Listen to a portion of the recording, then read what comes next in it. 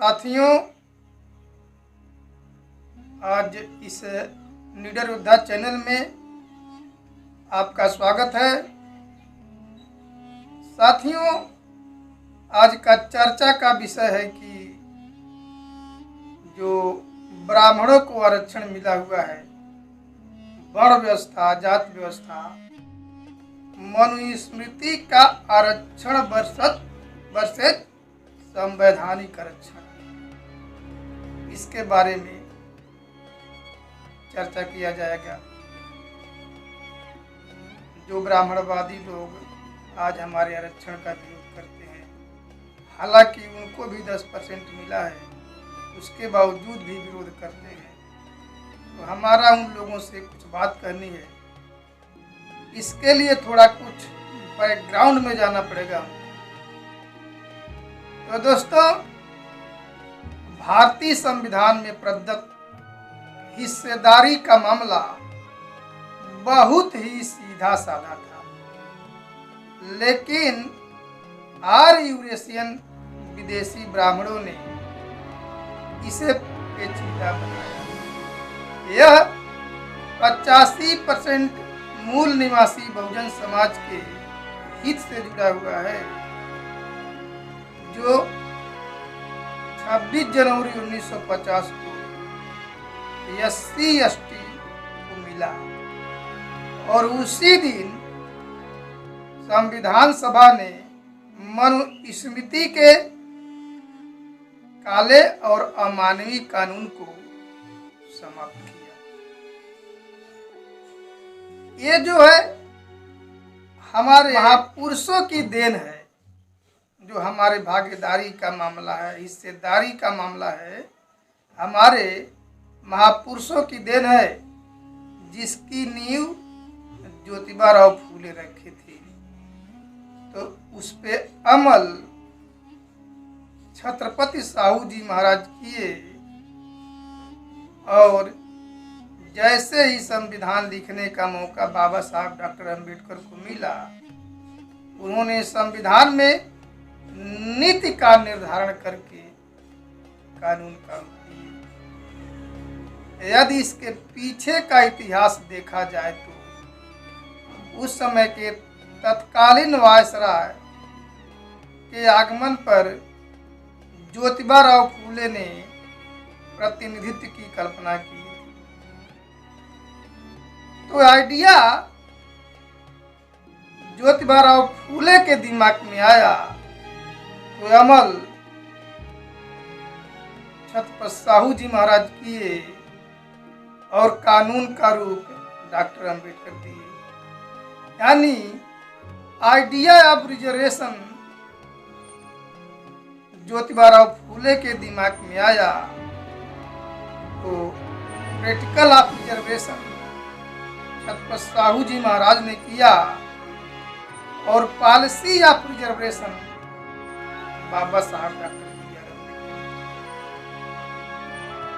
ये तीनों अलग अलग समुदाय के थे।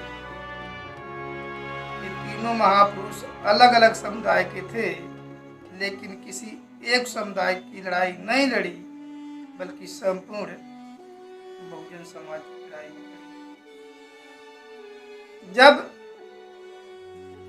भारतीय लोगों का हिस्सेदारी तय करने के लिए, भागीदारी तय करने के लिए लंदन में वार्ता आयोजित की जा रही थी, तो उस समय कांग्रेसियों ने, ब्राह्मणों ने ओबीसी के लोगों को और लीडरों को गुमराह किया, दिग्भ्रमित किया और कहा कि तुम यदि आरक्षण ले लोगे तो तुम लोग अछूत हो जाओगे। यानी किसी भी तरह से जुड़ने नहीं दिया। बाबा साहब डॉक्टर अम्बेडकर के साथ ओबीसी को जोड़ने नहीं दिया, और इसी कारण जो हक और अधिकार SC/ST को 17 अगस्त 1932 को मिला, वही ओबीसी को 60 वर्ष के बाद यानी 16 नवंबर 1992 को मिला, और वो भी आधा अधूरा क्रीमी लेयर लगा के, जो असंवैधानिक है। यही जो है मनुवादी लोग हमारे संवैधानिक आरक्षण को, जो संविधान में दिया गया है आरक्षण, उसका ये लोग विरोध करते हैं। जबकि यह प्रतिनिधित्व का मामला है, हिस्सेदारी का मामला है, शासन प्रशासन में उचित भागीदारी का मामला है। साथियों, आर्यों के आगमन के पूर्व हम भारतवासी द्रविड़, नाग और श्रमण संस्कृति के रूप में निवास करते थे। नागवंशी लोग, यहाँ के आदिवासी लोग बहुत ही शांतप्रिय, संयमी, योगी और मानवतावादी थे। जबकि इसके विपरीत आर्य ब्राह्मण, जो बहुत ही बर्बर, असभ्य, अवैज्ञानिक, सूरा सोम का सेवन करने वाला यानी शराबी, कबाबी, जुगाड़ी, विलासिता, क्रूर और लड़ाकू थे। अब मूल निवासियों का संस्कृति समता, स्वतंत्रता, बंधुत्व और न्याय पे आधारित था। लेकिन इन विदेशी ब्राह्मणों का संस्कृति, आचरण बेईमानी, अन्याय, अत्याचार पे आधारित था। मूल निवासियों में जाति प्रथा, वर्ण व्यवस्था नहीं थी। जबकि हमें ऋग्वेद से पता चलता है कि आर्य और अनार्यों के युद्ध में आर्यों ने छल कपट के द्वारा, लालच विश्वासघात के द्वारा यहाँ के मूल निवासियों को परास्त किया और उनको गुलाम बनाने के लिए वर्ण व्यवस्था मूल निवासियों में। उस व्यवस्था में पुजारी और शंकराचार्य का पद ब्राह्मण अपने लिए सुरक्षित रखा। सेना और राजा का पद क्षत्रियों के लिए, व्यापार वैश्यों के लिए और सेवा का काम शूद्रों के लिए। तो यही अमानवीय व्यवस्था ही आरक्षण है, जो वर्ण व्यवस्था के तहत ऊपर के 3 वर्णों को दिया गया है, लेकिन शूद्रों को अधिकार से वंचित किया गया है। यही अमानवीय व्यवस्था, मनुस्मृति का काला कानून, यही आरक्षण है।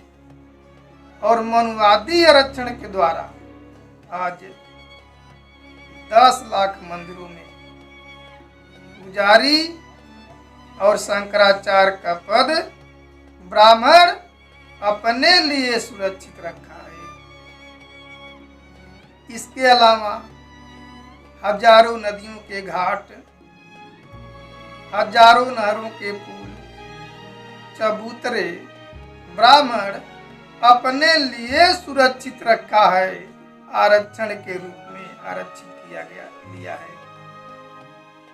कथा सुनाने, जाप जागरण करने, तंत्र मंत्र जाप जागरण का अधिकार भी ब्राह्मण अपने लिए आरक्षित रखा है। इसके अलावा मंदिरों में जो चढ़ावा जाता है, सोना, चांदी, हीरे, मोती, जेवरात, मुकुट आदि का जो चढ़ावा जाता है, वो भी ब्राह्मण अपने लिए ही सुरक्षित रखा है। चारों धाम 84 अड्डों, धर्म पुस्तक लिखने और पढ़ने का अधिकार, 16 संस्कार, ईश्वर को अपने अधीन करने का अधिकार ब्राह्मण अपने लिए सुरक्षित रखा है। वो देवताओं को भी बस में करते हैं। मूर्तियों में जो मंदिर में बैठाया जाता है, इस मूर्ति उसमें प्राण प्रतिष्ठा भी डालने का काम करते हैं।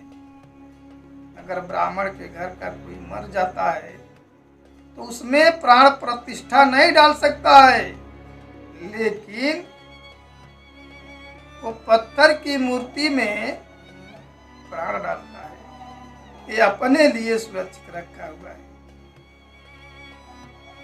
यहाँ तक कि भीख मांगने का अधिकार भी ब्राह्मण अपने लिए ही आरक्षित रखा हुआ है।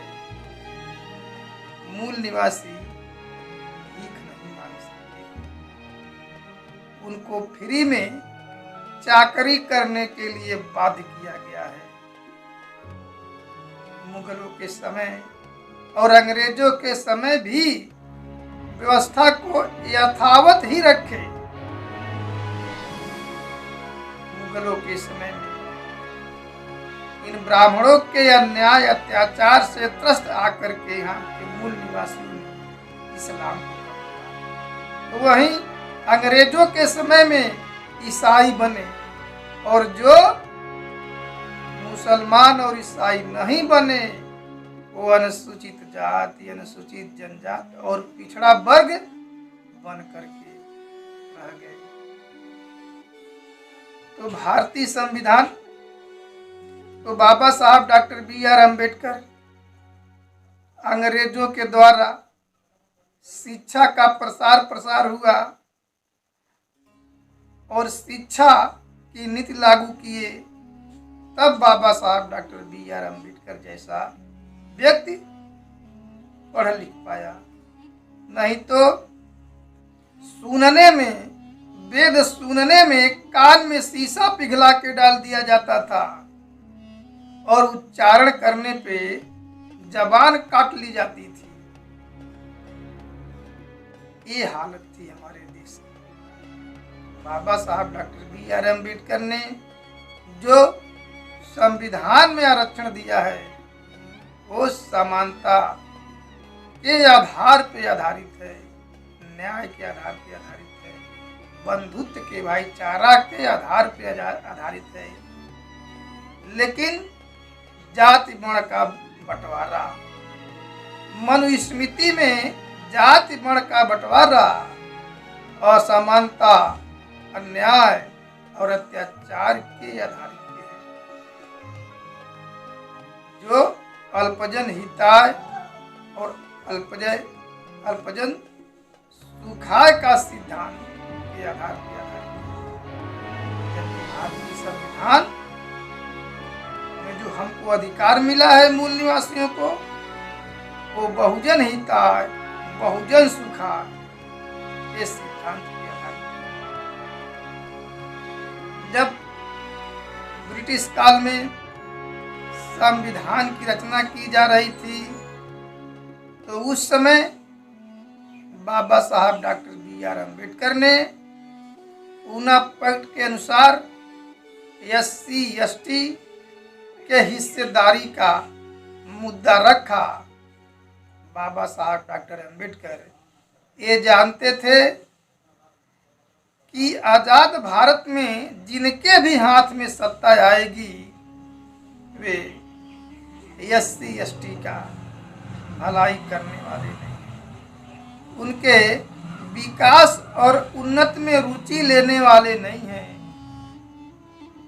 और बहुसंख्यक होने के कारण उनका उत्थान करने वाले नहीं हैं। इसलिए उन्होंने संवैधानिक हिस्सेदारी का प्रावधान किया और संविधान के प्रावधान के तहत किया, और उसी दिन संविधान सभा ने मनुस्मृति के काले और अमानवीय कानून को समाप्त किया।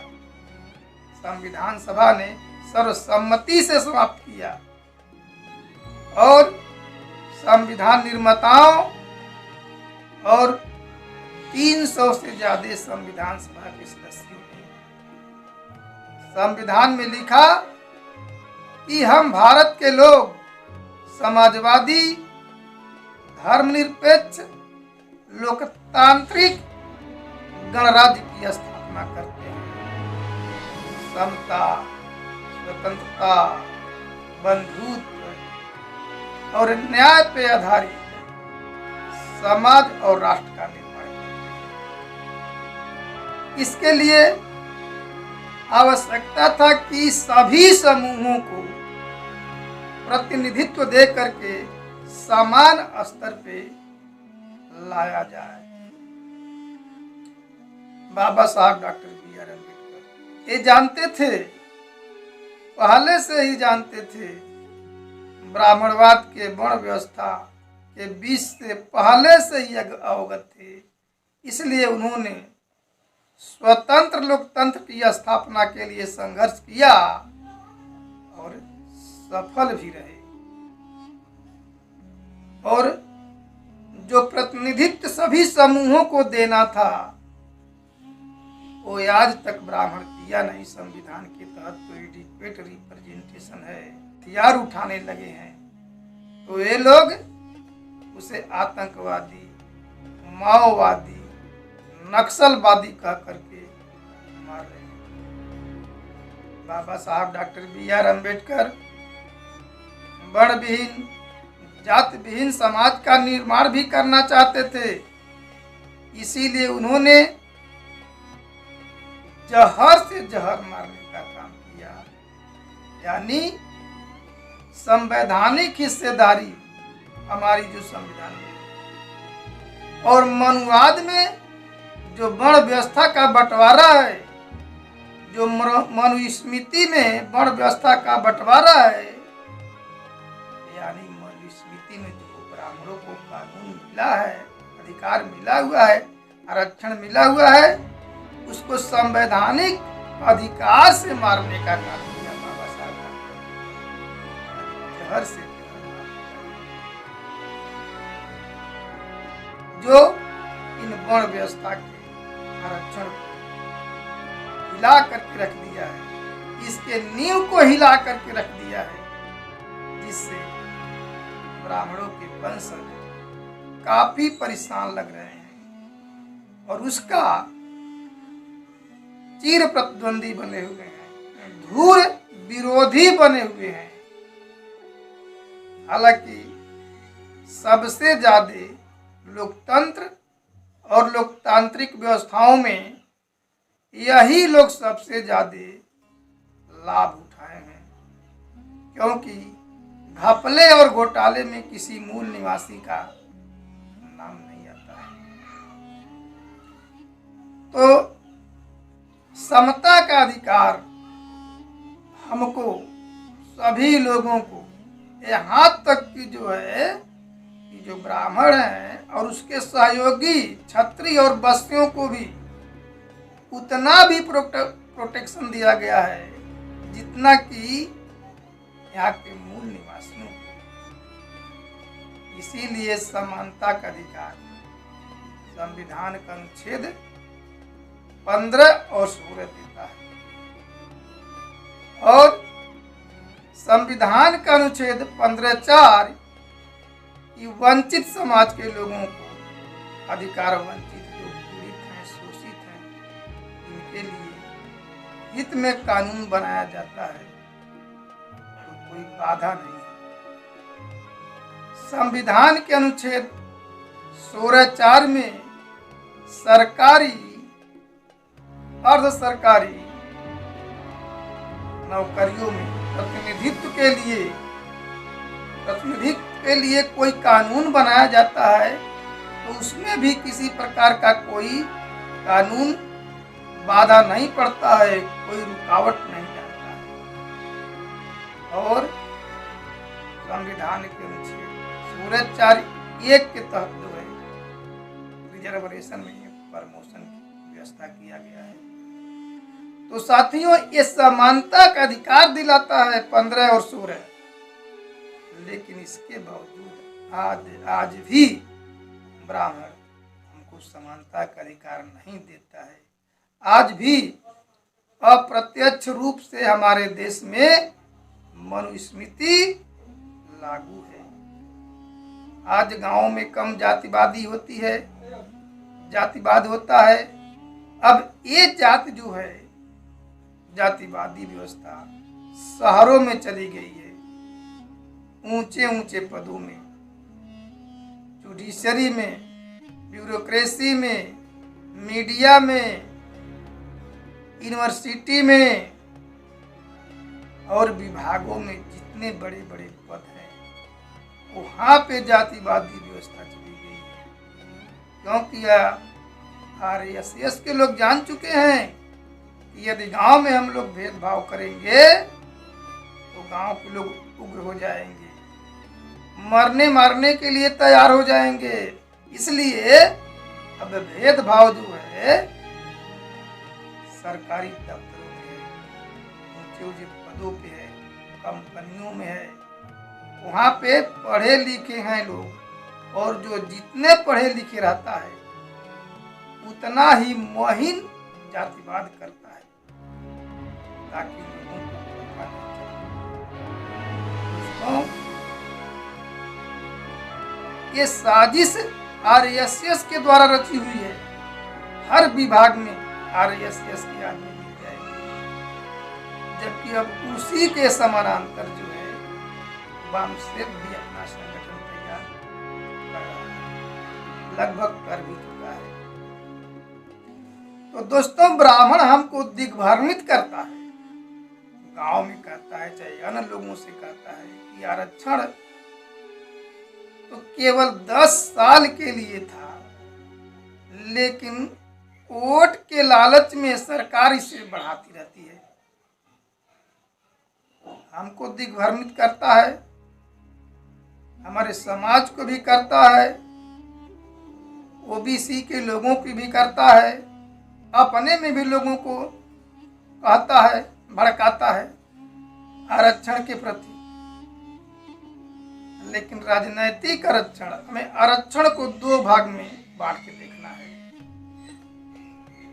राजनैतिक आरक्षण 10 साल के लिए था, जो संविधान के अनुच्छेद 330 और 332 के तहत दिया गया है। और सरकारी नौकरियों में आरक्षण अनवरत है, हमेशा के लिए, उसका कोई समय सीमा नहीं है। ये मैंने पिछले वीडियो में आसान शब्दों में पूना पैक्ट ये वीडियो बनाया है। इस वीडियो में जाकर के आप लोग देख सकते हैं, इसका लिंक डिस्क्रिप्शन में दे दिया गया है। यदि आप देखते हैं तो पूरी बात क्लियर हो जाएगी। राजनैतिक आरक्षण क्या था और सरकारी नौकरियों में आरक्षण क्या था और कितने दिन के लिए था। यदि ब्राह्मणों को इतना चीड़ है, बाबा साहब डॉक्टर BR अम्बेडकर जानते थे, इस बात को जानते थे कि राजनैतिक आरक्षण से हमारे समाज में गुलाम ही लोग पैदा हुए, उनको उचित नहीं लगती। इसीलिए राजनैतिक आरक्षण को केवल 10 साल के लिए और सरकारी नौकरियों में आरक्षण 15/4 16/4, जब तक जाति रहेगा तब तक रहेगा, इसको कोई बदल नहीं सकता है। इस प्रकार का प्रावधान संविधान में किया गया है। लेकिन यदि ब्राह्मणों को इतना चिंता है हमारे आरक्षण से, तो हमें उन लोगों से कहना है कि जो बाबा साहब डॉक्टर अम्बेडकर 17 अगस्त 1932 को लेकर के अधिकार आए थे, हमें 4 अधिकार लेकर के आए थे। पृथक निर्वाचन प्रणाली और डबल वोटिंग का अधिकार, जिसको गांधी ने 2 अधिकार को छीन लिया, महत्वपूर्ण अधिकार को छीन लिया। हमें उसके बदले में आरक्षण दिया गया है। बाबा साहब डॉक्टर अम्बेडकर को हम तो बहुत बड़ा हथियार लेकर के आए थे, बहुजन समाज के लोगों को शासक बनाने का अधिकार लेकर के आए थे, हुक्मरान बनाने का अधिकार लेकर के आए थे। ये तो जब पृथक निर्वाचन प्रणाली और डबल वोटिंग का अधिकार समझौता करके गांधी ने छीना, तो बाबा साहब डॉक्टर बी आर अम्बेडकर को इसके बदले में दिया गया है। अपने तुम लोग पूर्वजों का विरोध करते हुए कहते हो कि आरक्षण 10 साल के लिए था।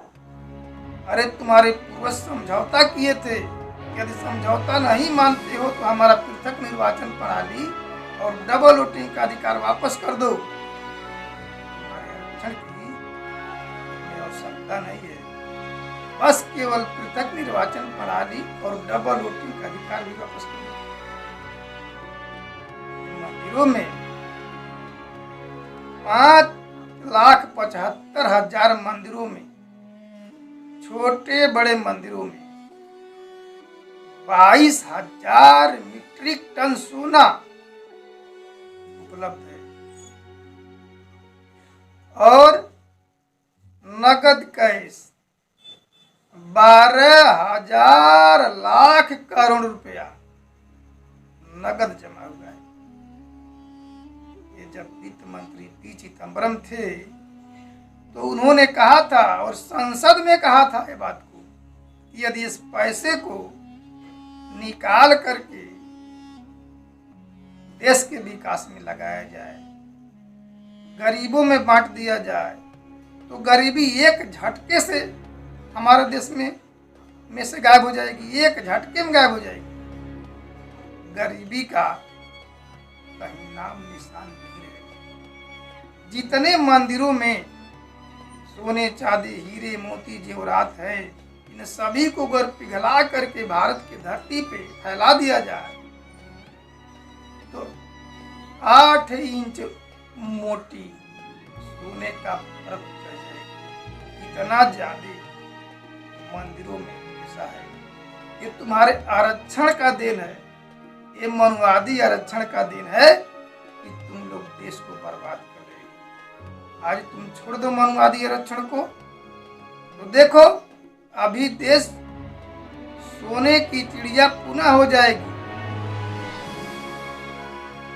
दोस्तों, मनुवादी आरक्षण और संवैधानिक आरक्षण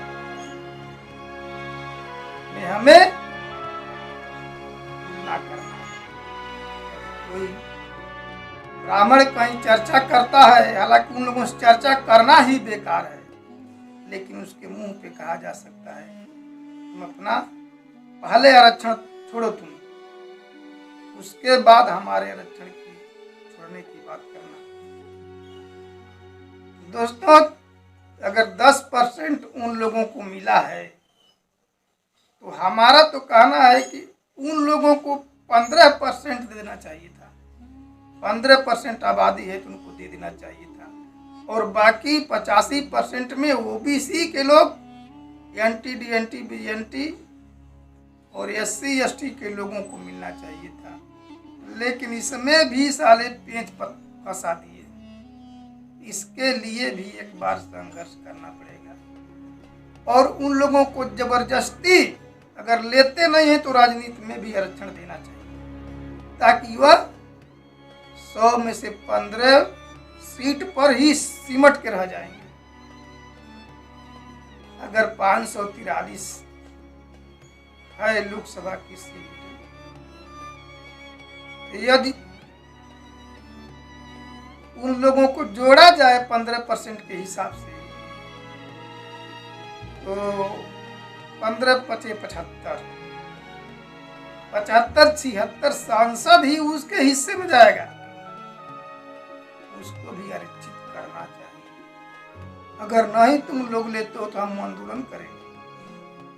15% तुम ले लो, 10% तो नहीं, 15% ले लो, तुम्हारी आबादी है, लेकिन बाकी हिस्सा तुम लोग छोड़ो। और वैसे नहीं छोड़ोगे, बम से भारत मुक्ति मोर्चा मोर्चा का आंदोलन इतना अब तो तेज फैल गया है कि तुम लोगों का बचना मुश्किल हो जाएगा। आज उग्र होकर के जितना मॉब लिंचिंग कर रहा है, हत्याएं कर रहा है, अनुसूचित जाति जनजाति की हत्याएं सब कर रहे हैं, क्योंकि ब्राह्मण घबरा गया है। जब ढेबरी में तेल समाप्त हो जाता है तो बहुत तेजी के साथ बढ़ता है, उज्ज्वला देता है, उसके बाद फूस से बुझ जाता है। तो अब ब्राह्मणों के पास कुछ है नहीं, अब उसका जो है ऊर्जा खत्म हो गई है। अब थोड़ा सा तेज हो रहे हैं, क्योंकि अंदर से ऊर्जा खत्म हो गई है, इसलिए तेज हो रहे हैं। डरने की बात नहीं है, केवल हमारे लोगों को आकर संघर्ष करने की आवश्यकता है। और जब हम संघर्ष करेंगे तभी सही मायने में हमको आजादी मिल सकती है।